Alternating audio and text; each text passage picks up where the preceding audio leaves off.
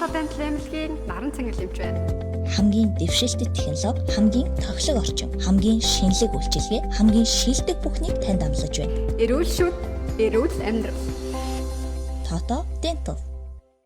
Сайн байцгаана уу сонсогчдоо, мегмар гайраг болсон байна. За тэгэхээр энэ удаагийн дугаараар та бүхэнд Шанхай хотод 5 жилийн өмнө болсон нэг маш харамсалтай хэргийг ярьж хөрбөлдсөн байна. Яриагаа одоо шууд хэргийн газраас эхлүүлээ. За 2020 оны 3 сарын 20-ны өглөөний 9 цаг орчим Шанхай хотын Пудong дүүргийн Нинчэн гэх газарт байрлах орон сууцны байрлагад гинт гал гарсан. За гал гарсан газарт бол маш олон хүн цугларсан байсан. За бүгд л гайхсан, сандарсан байдалтай байсан. Гал руу орох шахам сандарсан байдалтай 4 хүн байсны нэг нь бол одоо 50 орчим насны эрэгтэй байсан. За тухайн эрэгтэй баг өөрөө одоо гал руу өсөрч орчих гээд хажууд нь байсан хүмүүс түүнийг бол арай хийж барьж тогтоож исэн. За яг ямар учиртай вэ гэхээр тухайн хүний охин нь галд автаад байн одоо охиныхоо нэрийг дуудаж хашгирч цөхрөнгөө барсан байдалтай зогсож исэн нь тэр байсан. Гал сүнөөгчд бол шуурхай ажиллаж ямартай ч хяналтандаа оруулж чадсан ч за удалгүй бол маш харамсалтай мэдээг дуулгасан. За тухайн галд болохоор автсан байрнаас нь нэг хүний бол цогцос олдсон байгаа. За танигдхийн аргагүй болтлоо шатсан тухайн цогцсыг эцэст нь бол хэн болохыг нь олж тогтоогоод 26 настай Лиу Мин гэх эмэгтэй болохыг нь баталсан. За ингээд зөвхөн галт төмрийн хэрэг явдал биш харин одоо гэмт хэргийн шинжтэй асуудал болж хэрэг өөрөөр эргэж эхэлсэн. За яасан гэхээр гал сүнөөгчд хохирогчийн биеинд нь хутга зоогдсон байсныг нь олж харсан. За энэ нь бол түүнийг галаас болж нас барсан биш харин гал гарахаас ч өмнө амиа алдсан гэдгийг нь илтгэжсэн. Өөрөөр хэлэх юм бол санамсаргүй осол биш харин урьдчилан хөнөөгдсөн болохыг нь нотолж исэн ба. Гэмт хэрэгтэн өөрийн хэргийг нуухын тулд зариудаар гал тавьсан тодорхой байсан. За хохирогчийн эцэг их болж өнгөрсөн хэрцгий бүхэнтэй эвлэрч чадахгүй хэд хэдэн удаа ухаан алдаж байдлыг бол улам бүрд ортуулж исэн. Цагдаа нар мөрдөн байцаалт явуулахад бол амиа алдсан Лиу Мин гэх эмэгтэй маш энгийн амьдралтай цөөхөн танилын хүрээтэй болохыг нь олж мэдсэн. За тэр бол зөвхөн одоо амралтын өдрүүдэд хамт ажилладаг багш нарынхаа уулзалтанд очдог. За харин өөр бусад олон нийтийн арга хэмжээнд оролцдоггүй гэдгийг нь мэдэж авцгаасан. За хэдийгээр тийм ч олонтой бужигналтдаггүй байсан ч сургуультаа олон тэр маш нэр хүндтэй сайн багш гэсэн тодтголтой хамт олонтойгоо одоо маш сайхан харилцаатай нэгэн байсан. Айлын ганц охин байсан Лиу Мин гэх эмэгтэйг хөршүүд нь хүртэл маш тийм найрсаг, хинтээч муудалцдаггүй, эцэг ихтэй элхтэй нэгэн байсныг нь ярьсан. За тэгэхээр яагаад ийм бусдын санаа бодолд онц сайн байсан эмэгтэй харгас хэргийн хохирогч болов гэсэн асуулт бол гарч ирнэ. За үхлийн цаана одоо ямар нууцлаг зүйл байсан гэдгийг олж мэдхийн тулд цагдаа нар бол мөрдлөгийн ажилдаа орж хэрэг гараад удаачгүй олон нийтийн дунд одоо янз бүрийн таамгууд төвшүүлэгдэжсэн. За ингэ байж төд удалгүй тэрхүү хэргийг үйлцсэн хүн нь өөрийн биеэр цагдаа дээр ирж хэрэгээ хүлээсэн нь маш гинтийн явдал болсон. За гайхмар зүйл нь юу байсан гэхээр тухайн хэргийг үйлцсэн хүн нь Лиу Миний нөхөр нь байсан. За тэгснээ бүр хосууд гэрлээд дөнгөж 3 сар л болж исэн юм. За түүний нөхрийг бол Ян Хаожи гэдэг. За Ян гэх нэрээр нь хэлээд явжээ.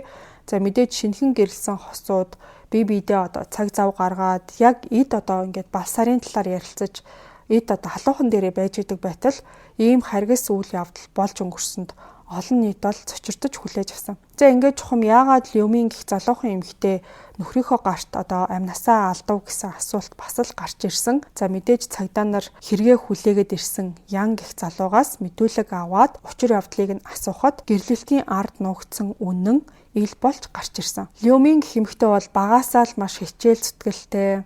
За эцэг эхийнхаа санааг нь юусоо зовоож байгаагүй тэдний хайранд төссөн охин байсан. За ахлах сургуулаа төгснөхийн дараа Шанхайн гадаад хэлний их сургуульд өндөр оноогоор тэнцэж орсон. За найзууд нь болон гэр бүлийнхэн нь түүнийг зөөлөн зантай, ухаалаг, бусдыг үргэлж боддог байсан гэж дурсаж ирсэн. За их сургуульд тэр бол элсэж орсныхоо дараа аажимдаа биеэ дааж хичээлдээ анхаарахаас гадна ирээдүйнхөө төлөвлөгөөгч нарийн боловсруулж байсан. Хичээж сурсныхаа үр дүнд тэр бол багшлах гэрчлэгээгээ гардаж аваад сургуулаа төгссөнийхөө дараа сурч исэн ахлах сургуульдаа уран зохиолын багшаар ажиллаж эхлэх болсон юм. Сурагчдаа ээлдэг ханддаг, за сонирхолтой байдлаар хичээлээ заадаг сурагчид болон тэдний эцэг эгч гэсэн Лиу Мин багшид бол ам саятай байдаг байсан. Ажилласан 4 жилийнхээ хугацаанд тэр бол багийн ахлагч болж дэвшээд ирээдүйн нэг ёсондоо гэрэлтжсэн. За харин түүний нөхөр Ян Хаожи Шанхай хотын нэг чинэлэг гэр бүлд өссөн залуу байсан. За түүний гэр бүл үйлдвэрлэл эрхэлдэг бизнестэй юугаарч дутхааргүй эрх танхил өссөн хүн ба. За гэхдээ яг үнэндээ бол Ян гэх залуу тухайн баян эцэг хийхээ төрсөн хүүхэд нь бол биш байсан. За энэ бүхнийг тэр бол насанд хүрсэн хойно л олж мэдсэн юм байна. Янг өргөж авсан эхнэр нөхөр хоёр 11 настай хүүгээ цусны хорт хавдраараа алдаад за ахаад хүүхэдтэй болохыг хичээсэн ч гэсэн хүүхэд нь зулбаад за эцэст нь бол анхуй муужаас Ян хаужийг хүрчилж авч исэн юм. Ингээд урд нь 2 ч удаа хүүхдээ алдчихсан болохоор Янг хүрчилж авсныхаа дараа бол маш их хайрлаж өсгсөн. Түүнд хамгийн сайн боловсрол эзэмшүүлэхийн тулд бүр бага ангиас нь эхлээд элит хувийн сургуульд оруулсан. За тэгсэн чинь тухайн чанга хатууд эглэмтэй гэж хэлж болохоор хувийн сургуулийн орчин Янд хитрхи хүнд тусаад шүн болгон дотор байранда уйлдаг. За тэгээд тухайн сургуулаа болохоор үзий яддаг байсан. За тэгэхээр нь хүүхдийг зовоогоод явах гээд тэр дор нь гэрийнхээ ойролцоох сургуульд шилжүүлээд Ян өдөр болгон гэртээ хайрч жоох боломжтой болсон. За ингээд маш их хайрын дунд үсч ямар нэг юм болоход ээж аав нь бүхнийг шийдээд өгчдөг гэсэн тийм нэг бодолтой болж хүмүүжсэн. Сурлагадаа ер нь бол энэ Ян гэх залуу байнга тааруу, сурах дурггүй, ахлах сургуулаа төгссөнийхөө дараа их сургуулийн эсэлтийн шалгалтандаа хүртэл тэнцэж чадаагүй. Тэгээд эцэст нь бол нэг дундажтай тооцогдох коллежид сурч ийснаа. Ерөөсөө л ингээд сурч чадахгүй юм байна. Ерөөсөө өөрөө ингээд бас сурмааргүй байна гэдээ тэр сургуулаа бас хайцсан. За тэгсэн чинь эцэг гэх нь болохоор хүүгээ сурахгүй байгаа явдлыг нь боловсролын орчин буруутай гэж бодоод ерөөсөө л ингээд гадаад руу сургуульд явуулъя гэж шийдсэн юм байна. За тэгээ бүр Их Британд суралцуулах нь түүний ирээдүг өөрчилж чадах хамгийн сайхан боломж гэж бол үзсэн байгаа. За харамсалтай нь бол тэдний хүлээлт бодож исэн шиг нь бол байгаагүй. Ян Англид очоод ч бас л зориггүй, хичээлдээ анхаардаггүй, байнга хичээлээ тасалж, сүүлдээ бүр кредит оноогоо цуглуулж чадаагүй болохоор төгсөх боломжгүй болоод хугацаанаасаа өмнө хятад руугаа буцсан юм байна. Ингийн мэдээж Ян дипломгүй, туршлагагүй болохоор ажил олж хийхэд хэцүү байсан. За эцэг гэх нь бас л хүүгээ бодож түүнд нэг автомашины засварын газарт ажилд ороход нь туссан юм байна. Ингээд Ян гэх залуу бол аль хэдийн нэлээд тийм хувиа хичээсэн зантай, ээж аавдаа найдсан тийм сул дорой, хариуцлагагүй нэгэн болж бодит байдлаас болж өгвөл цухтаахыг хичээдэг болсон. За ингэж явж байгаад 2019 оны 1 сард Люмингтэй найзуудаараа дамжуулж анх танилцчихсэн. За тэд бол маш хурдан бие биедээ татагдж хайр сэтгэлийн холбоотой болсон. За тухайн үед бол Люминий эцэг гэх нь Янг хараад доктортой ажилтай, соёлтой, за бас гадаадад сурч агаад ирсэн гэж бодоод харилцаанд нь бол нэлээд сэтгэл хангалуун байсан. Охинтой нь үерхэд баг ирээдүйн хөргөн нь болох ч байгаа залууг яг үнэндээ бол хоньны арьс нүмерсэн чоншиг байсан гэдгийг нь огт анзаараагүй. За тэгээ хосууд танилцаад 7 сар үерхсний эцэст 2019 оны 8 сарын 17-нд гэрлэлтэд батлуулаад 2020 оны 1 сарын 1-нд хурмаа хийсэн юм.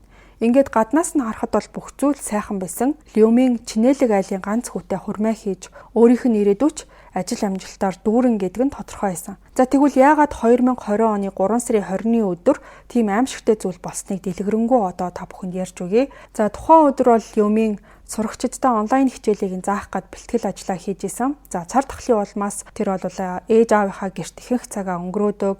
За тэгээ өглөөний 9 цагийн үед ээж аав нь бол ажилдаа явцсан. За Люмин бол гэртээ ганцаараа үлдсэн байсан. Тэгээ бэжэл Ян тийшээ нь бол явж утсан. Энгийн үед бол Ян Люмин хоёр эцэг гихтэрээ Джеймс самттан бариад очдог. Үргэлж хоорондоо эхлэлдээд инээж баясаад явж идэг байсан бол тэр өдөр Ян хадминдаа очихдоо өөр санаа өвөрлөж утсан. За гэрт явж очсныхоо дараа тэр бол 250,000 юан зээлж авмаар байгаа талаараа их нартаа хэлсэн. Тэр хоёрын хорин болох үеэр ирсэн зочид гээчтээс цугларсан 700,000 юан Люминд бол бэйсэн юм байна. За та бүхэн гайхчихж магадгүй Ян гэх залуугийн эцэг гэх нь маш баян чинэлэг айл гэсэн мөртлөө юу ингээд 250,000 юан ихнэрээсээ зээлгээд байж идэг үлээ гэж. За гэхдээ яг үнэн хэрэгтээ бол Ян гэх итгээд засаршгүй мөрийтэй тоглогч байсан юм байна. Тэгээд ихнэртэй бол мөрийтэй тоглоод өрөнд орж зээлдүүлэгчт нь байнга дарамталж хэцүү байгаа талаараа хэлээд тухайн өөр ширийг дарахын тулд 250,000 юан хэрэгтэй байна гэж ярьсан. Гэхдээ хамгийн харамсалтай нь Люмин нөхрөө ерөөсөө мөрийтэй тоглоом тоглодог гэдгийг нь мэддэггүй. Тэр өдөр л анх удаа сонсоод тэгээд бодит байдалтай тийм ч амархан нүүр тулж чадахгүй. Өөрт нь хайртай, хамт амьдралаа босгоно гэж найдаж исэн хүн нь яг үнэндээ ингээд ямар ч хариуцлагагүй мөрийтэй тоглоомонд донтсон хүн юм байна гэж ойлгосон ба. Тэгээ урам нь мэдээж хугарч уурлах гэхээсээ илүүтэйгээр гомдож мөнгө зээлхээс шууд л татгалцсан. Энэ мөнгийг чиний аавын эмчилгээнд зарцуулна гэж бодож байгаа гэж Леомийн түнд бол тайлбарласан. За Янгийн аав нь болохоор хорт хавдрын эцсийн шатандаа орчихсон гэсэн онж сайхан сонссон байсан юм байна. За тэгээд үгүй гэсэн хариу сонссон Ян бол нөхцөл байдлыг ойлгож хүлээж авахын оронд маш их уурлаж эхнэрээ айлгаж агаад мөнгө авъя гэж бодоод гэрт байсан хутгийг барьж авч Леоминг сүрдүүлж хэлсэн. За тэр бол айжсэн ч гэсэн бууж өгөөгүй. За ингээд сүултээ Ян бол сэтгэл хөдлөлөө удирдах чадлаггүй хитрхи их ууралснаасаа болоод эхнэрээ хэрцгийгээр хөнөөсөн ба. Леомийн хормын төдийд цусандаа будагдаж Ян бол гинэт сандарч твдэж эхэлсэн. Гэрлээд 3 сар болж байгаа эхнэр нь ямар ч хөдөлгөөнгүй амьсгалахгүй байхыг нь хараад бол айж эхэлсэн. За тэгээ өөрийн хийсэн хэрэгээ нуухын тулд гэрт гал тавья гэж шууд л бодсон. За гал тавьчаад гарч явахдаа танигдхаас зайлсхийхийн тулд хар өнгийн Toyota загварын машин сольж унсан юм байна. Уг нь тэр бол эрэхтэй цагаан өнгийн BMW унаж очисон байсан. За ингээд дараа нь өөрийнхөө хийсэн хэрэгтээ Ян бол сэтгэл зүйн асар их дарамтанд орж тэсч чадаагүй. За бас үргэлж цухтаж амьдарч чадахгүй гэдгээ ойлгоод эцэст нь бол тэр эцэг гэхээсээ тусламж хүсч өөрийг нь хамгаална гэж бол найдаж исэн ба. Юу ч болсон арыг нь бат хамгаалдаг гэх ойлголттой өссөн болохоор өөрт нь чадах чинээгээрээ туслана гэж бол горьдсон ч энэ удаад Ян Хаожид эцэг эх нь туслахаас шууд татгалцсан. Хүүгийнхээ үйлцэн гэмт хэргийн талаар мэдснийхээ дараа гүн шоконд орж цагдаагийн газар явж очиж хэрэгээ хүлээхийг шаардсан. За яг үнэндээ бол цагдаа дээр өөрөө очиод хэрэгээ хүлээх явдал нь авах ялыг нь багасгах гэж найдсандаа тийм шаардлага тавьсан байх ч юу нь бол магадлалтай. За Ян бүр гэрлэхээсээ ч өмнө Мөритө тоглоомонд донтчихсон нэгэн байсан. Түүний эцэг нь боолж өнгөрсөн бүх зүйлийг тайлбарснаар яагаад энэ хүн цус далуурчин болж хувирсан талаар хүмүүс ойлгож эхэлсэн. Автомашины засварын газарт ажиллаж эхлэх үедээ л тэр бол баян айлын эрх хүүшиг зан гаргаж тухайн ажил нь хитрхи бага цалинтай түүнд тохиромжгүй гэж бодож эхэлсэн. За тэгээд ч удалгүй хідэн бүтлгүй хүмүүстэй нийлж Мөритө тоглоомонд автаж эхэлсэн. За эхэндээ бол яг Ян бага хэмжээний мөнгө хожоод мөнгө бол олохын хувьд олж исэн. Ер нь бол Мөритө тоглоомны хамгийн гол дүрм нь эхлээд дөнгөж тоглож эхэлж байгаа хүнийг хожуулахад гол тактик залмих нь оршиж идэг гэдгийг баг хүн болго мэддэг болсон. За гисэн эдээч эхний удаагийн багахан хэмжээний хожил нь түүнийг жинхэнэ утгаараа Мөритө тоглоомын ангал руу түлхсэн үйл явдал болсон. Тоглоомоор мөнгө илүү хурдан олж болно гэсэн бодол Янг зүгээр суулгаагүй хялбар аргаар мөнгөтэй болж баяжна гэж бол эндүрсэн. За ингээд тэр ажлаа нууцаар хаяад бараг л Мөритө тоглоомонд живсэн. Өнөөдрийн дугаартай Toto Dental эмнэлэг хамтран ажиллаж байна. За энэхүү эмнэлэг маань байгуулагдаад 8 жил болж байгаа. За тэгээд Монголд байдаг гажиг цэцлийн эмнэлгүүдээс нэлээд дээгүүрт эрэмблэгддэг маш сайн эмнэлэг байгаа. Toto Dental эмнэлэгт мэрэгжлийн халдвар судлаач хэмж ажилладаг. За өндөр хүчин чадалтай ариутгал тогтмол хийгддэг гэдгээрээ онцлог. Ариутгал болон халдваргүйжүүлэлт тал дээр олон улсын стандартыг хатуу чанд баримталдаг болохоор та санаа амар үйлчлүүлж болно. За энэхүү эмнэлэг маань шүдний аппаратанда 6 сарын ямар ч хүүгүй лизинг санал болгодог. За мөн дээрээс нь хэрвээ та өөрөө эсвэл таны эхнэр, нөхөр, хүүхэд чинь шүдний аппарат хийлгэе гэж бодож байгаа бол Crime Station-ы сонсогч гэдгээ хийлээд бүх үнийн дүнгээс 10% хөнгөлж болохоор байсан. Шүдний аппаратны төлбөрөөс 10% хөнгөлнө гэдэг нь бол нэлээд сайн хэмнэлт болж чадна гэж утсан. Үр дүнгийн хувьд бол та 100% итгэлтэй байж болно. За description хэсэгт Toto Dental эмнэлгийн хаяг байршил болон холбогдох утсыг нь оруулсан байгаа. За мөн Instagram аккаунтыг нь оруулсан болохоор тэдний хийсэн ажлуудын үр дүнг нь харах бас боломжтой байгаа. За ингээд хэдүүлээ хэрэг рүүгээ буцаад оръё. Ер нь л ямар ч хүн эхний удаад аттай байлаа гэд байнга аттай байна гэсэн үг биш. Хагас жилийн дотор гэхэд Ян өөртөө байсан бүх мөнгөө алдаж сүүлдээ өрөнд орж өрнийх нь хүүн өсөөд 500 мянган юанд хүрсэн. За гэрийнхнээсээ мөнгө зээлж зүрхлэхгүй хар цахаас хүү ихтэй мөнгө зээлээд за нөгөөх нь бол яг л цасан бөмбөлөг шиг өдөр өдрөөр ингээд хүүн өсч дорхноо 500 мянган юанд хүрсэн юм байна. За удалгүй түүний аав нь болохоор ингээд хүүгийнхээ хэдэн сар дараалан нийгмийн даатгалаа төлөөгүй явж исэн гэдгийг нь олж мэдсэн. Ян бол аавынхаа дарамтанд орж бүх үннээ хэлж ажилласаа гараад удаагүй байгаа гэдгээ хүлээн зөвшөөрсөн. Өглөө болгон гэрээсээ ажилдаа явлаа гэж дүр хэсгээд гараа явдаг байсан. Тэгсэн чи яг өндөө бол өдөржингөө Мөритө тоглоомонд цаг хугацаа болон мөнгөө зарцуулж ийсэн нь тэр байсан. Янгийн аав нь бүх үннийг нь олж мэдээд бол мэдээж ууралсан ч хүүгээ бас л хамгаалж баг зэрэг загнаад өрийг нь бүрэн дарж өгөөд тэр байдал намжсан юм байна. За тэгээ хэмжээний өрнөөсөө салсан хүн одоо хэсэг хугацаанд ойлгосон ухаарсан хүн шиг болж ажилдаа буцаад орсон байх үеэрээ Люминтэй танилцаад за түүнтэй хамт одоо цагийг өнгөрүүлэхэд бас л мөнгө хэрэгтэй болж зардал нь одоо нэмэгдснээр дахиад нөгөө мөрийтэй тоглоом руугаа орж эхэлсэн.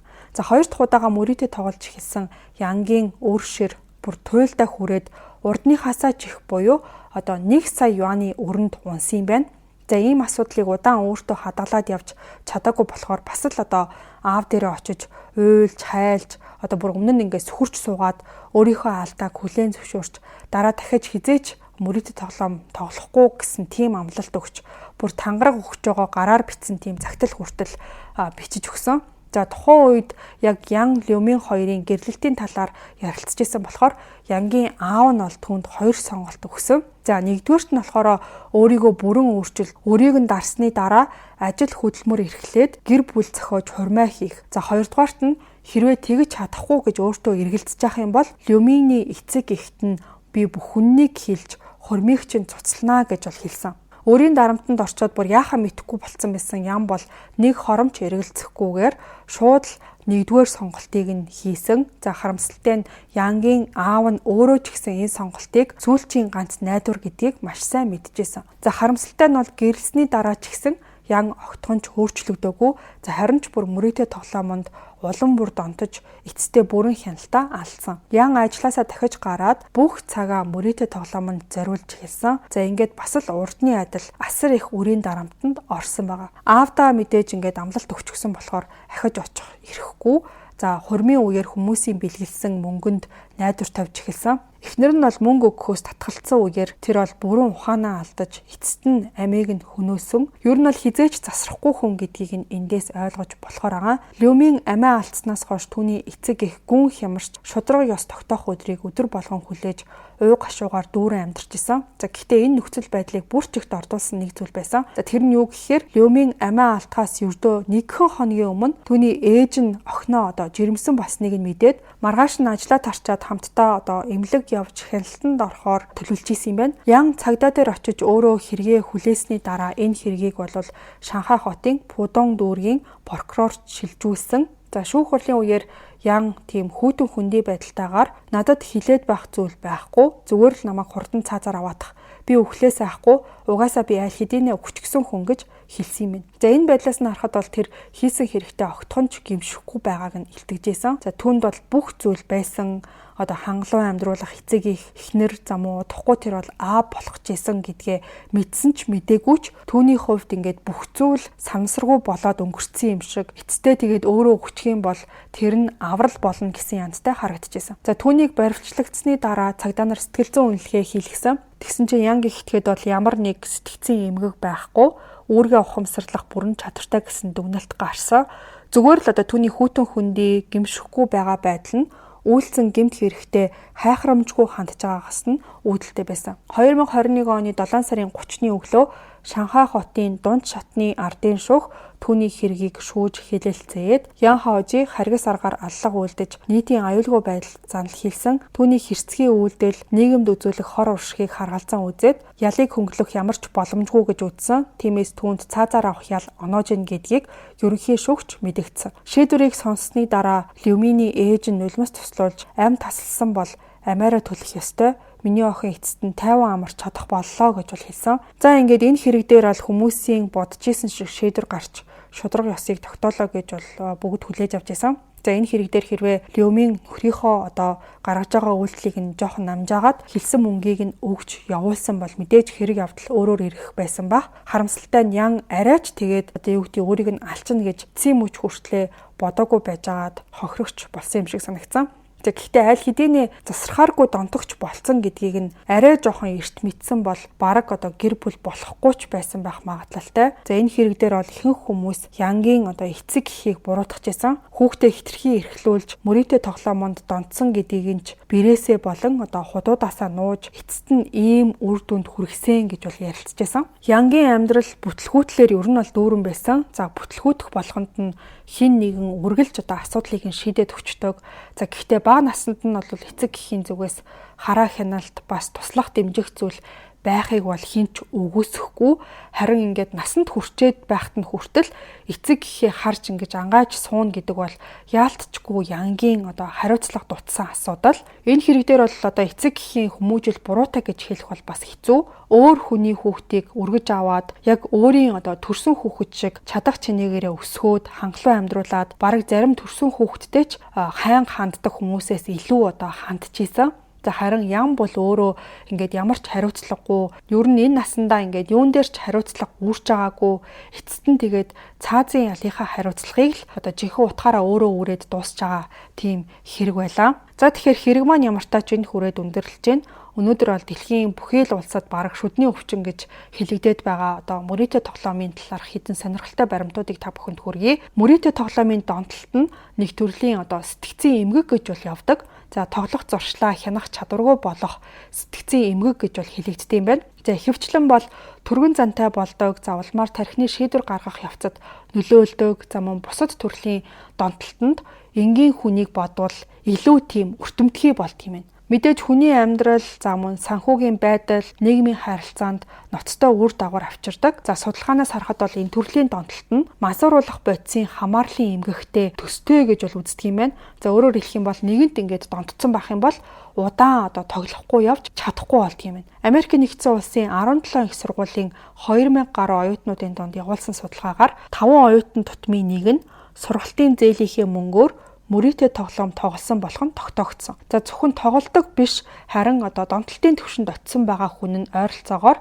250,000 байдаг гэсэн байна. За дийлэнхийг нь бол эрэгтэй хүмүүс эзэлдэг. За тэгээд дунджаар бол ингээд хоол хүнсэндээ хэдийг зарцуулдаг. Яг тийм хэмжээтэй дүүцгүүц мөнгийг мөрөөдө тоглоомонд зарцуулдаг гэсэн байна. Австрали улсад мөрөөдө тоглоомын улмаас жилд 31.5 тэрбум $, алдагдал гардаг нь. За тус улсын ахмадын халамжийн төсвөөс давсан үзүүлэлт юм байна. За энэ нь бол мөрөөдө тоглоомтой холбоотой асуудлууд аль ч улсын эдийн засагт маш хүнд ачаалал болж байгааг нь харуулж байгаа. Сэтгцийн эрүүл мэндэд тоглоомын донтолт нь хэрхэн нөлөөлдөг гэхээр за сэтгэл гутрал, төгшөөрийн эмгэг, амиа хорлох бодол зэргийг нь нэмэгдүүлдэг. За санхүүгийн дарамт, гэр бүлийн харилцааны асуудлууд нь эдгээр сэтгэл зүйн асуудлуудыг улам бүр даамжруулдаг. Бас л яг хар тамхинд, за эсвэл архинд донтсон хүнд ямар эмчилгээ хийгддэггүй тэр маягаар нэлээд тийм нарийн төвөгтэй байдлаар эмчлэгдэнэ гэж бол үздэг юм байна. Донтсон хүмүүст туслахын тулд олон нийт, за мөн засгийн газар, эрүүл мэндийн байгууллагууд бол хамтран ажиллах нь чухал байдаг юм байна.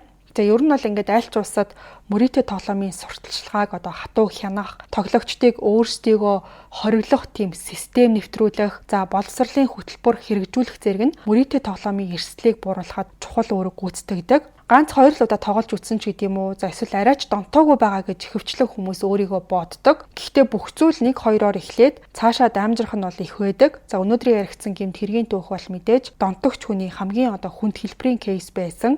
За хятад улсын хувьд ч гэсэн онлайн мөрөөдө тоглоом гэх зүйл маш том асуудал болж байгаа учраас иргэдэд нээлттэй байдлаар энэ хэргийг дэлгэсэн байх гэж бол бодсон. За ингээд энэ удаагийн дугаар танд нэгийг бодогдуулсан гэдэгт итгэлтэй байна. Дугаараа дуустал сонссон нийт сонсогчдод баярлалаа. Өнөөдрийн дугаартай Toto Dental эмнэлэг хамтран ажиллалаа. Та бүхэн хэрвээ шүдний аппарат хийлгэх бодолтой байгаа бол Crime Station-ы сонсогч гэдгээ хэлээд үнийн дүнгээс 10% хөнгөлүүлэх боломжтой байгаа. Хэдүүлээ энэ хагасаа өдөр 6 дугаар улирлын 101 дахь подкастаараа эргээд уулзъя. Түр баяртай сонсогчдоо.